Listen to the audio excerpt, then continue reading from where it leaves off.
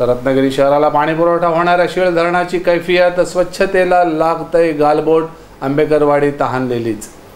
रत्नागिरी शहरापासून जवळच असलेल्या आणि शहरातील जनतेला पाणीपुरवठा करणाऱ्या शीळ धरणाची स्वच्छता वेशीवर टांगण्यात आली असल्याचा सूर जनतेतून उमटू लागला आहे।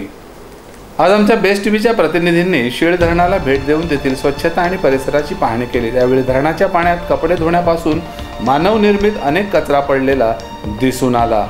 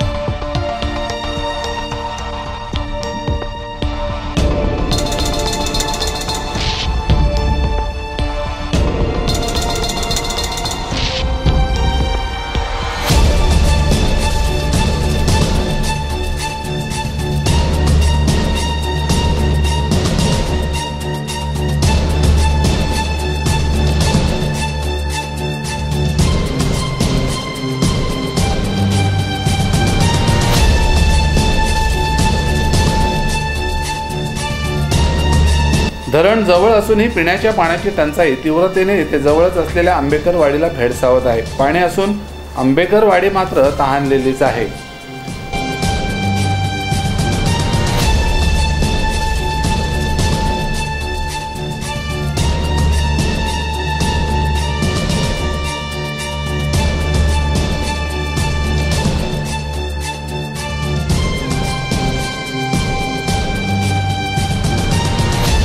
शीळ धरणानजीक असलेल्या आंबेकरवाडीतील जनतेला पाण्यासाठी खूप त्रास सहन करावा लागत आहे। या आंबेकरवाडीच्या गावकऱ्यांचं मत समजून घेण्यासाठी बेस्ट टीव्ही तिथे गेली असता गावकऱ्यांनी पाणी टंचाईबाबत आपल्या प्रतिक्रिया दिल्या। काय पाणी टंचाई कशी आहे? पाणी आम्हाला काही दिवस चालू झाले की भरपूर पाणी आम्हाला कमी होतं। मग आम्ही कोणाच्या तरी विहिरांवरनं किंवा असं नदीतून असं पाणी आणतो। आता 2 महिने पाण्यासाठी इकडे तिकडे फिरायला लागतो। ह्या दिवसाला आम्ही हेच करत राहतो। पाणी निवडणूक चालू आहे, त्याची धामधूम सुरू आहे, पण दुसऱ्या बाजूला मात्र शीळसारखे धरण भरलेलं आहे आणि बाजूची जी वाडी आहे फणसवळे, या फणसवळे वाडीमध्ये आज पाण्याची तीव्र टंचाई आहे। थोडंसं पाणी येतं तासाभरासाठी आणि संपून जात आहे, अशी लोकांची कैफियत आहे। हे गावकर आंबेकर, हे आंबेकर गावकरांनी आत्ताच आपल्याशी बेस्ट टीव्ही बरोबर बोलताना आता सांगितलं आहे। काय परिस्थिती आहे आंबेकर साहेब आजच्या आपल्या या पाण्याची? पाणी आता तुमच्या नजरेसमोर गळतंय ना, हेच पाणी आहे। आता तर थोड्या वेळानं बंद होईल, बंद झालं की पाणी संपलं। हे धरण आहे, खाली धरण आहे, पण धरणात आम्हाला एखादा पंप टाकायचा म्हणाला तर ते पंप टाकू देत नाही। याचं कारण असं आहे की यावेळेला ही जमीन एकवार केली ते एका गावाचं 3 गाव करून टाकले आणि आम्हाला धरणग्रस्त पण नाही आणि पाणी पण नाही त्यातलं, अशी परिस्थिती यांनी करून टाकले। आम्ही मागणीलाही वेळा केलेली, ग्रामपंचायतीतून केलेली, त्यांना बोलावून इथं केलेली होती, आमदारासामने केलेली, पण ते काय आता तुम्हाला नळ पाणी योजना मंजूर झाल्याचं आम्हाला समजतं आहे। तर नळ पाणी योजनेची विहीर तुम्हाला मंजूर झाली आहे का? आता मंजूर झालेली आहे पण अजून पाडलेली नाही।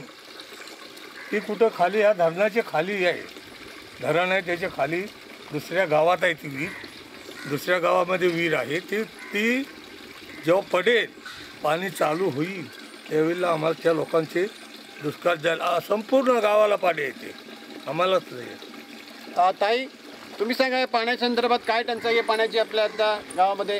आता 4 दिवस बंद होईल पाणी। आता पाण्याचं मुबलकता पाण्याची आहे का आता आपल्याकडे? आता तिकडच्या आता करता येतात, 3 दिवस आड करून येतोय, कधी 1 दिवस आड करून येतोय। हा आता इथं आता दिसतंय ना थोडं, एका तासानं की नाही बंदच होईल। तर इकडून नाहीतर सड्यावरून आणतो पाणी प्यायला, नाहीतर इथे बोरविल असते त्यांच्याकडूनच घेतो. हां, म्हणजे पाण्याची जी टंचाई आहे त्याच्यावर मार्ग काढता काहीतरी, बरोबर ना? आता वरती तळ जे आहे, तळ्याचं पूर्वी पाणी तुमच्याकडे यायचं, आता तळ्याचं पाणी येतं काय? येतं, म्हणजे एक दिवस आड करून येतं, कधी कधी येत पण नाही. म्हणजे पाणी जर कमी झालं तर येत नाही. तर अशी परिस्थिती आज आहे आंबेकर साहेब तुमच्या गावामध्ये, आणि तुम्ही त्या संदर्भात लोकप्रतिनिधीकडे मागणी केलेली आहे पाण्याची मागणी केली आहे. हां, पण मागणी करून सुद्धा अजून त्याचं काही हे होत नाही, पूर्तता होत नाही आहे. मंजूर होऊन आता जी विहीर मारतील त्यावेळेला कधी पाणी आम्हाला मिळेल, पण ह्या वर्षाला काही मिळणार नाही. शीळ धरणात सध्या तरी मुबलक पाणीसाठा असला तरी अनेक ठिकाणी पाणी टंचाईची समस्या जनतेला भेडसावत आहे. मात्र याच धरणात असणारी अस्वच्छता जनतेच्या आरोग्याचा प्रश्न निर्माण करणारी असल्याचं बोललं जात आहे.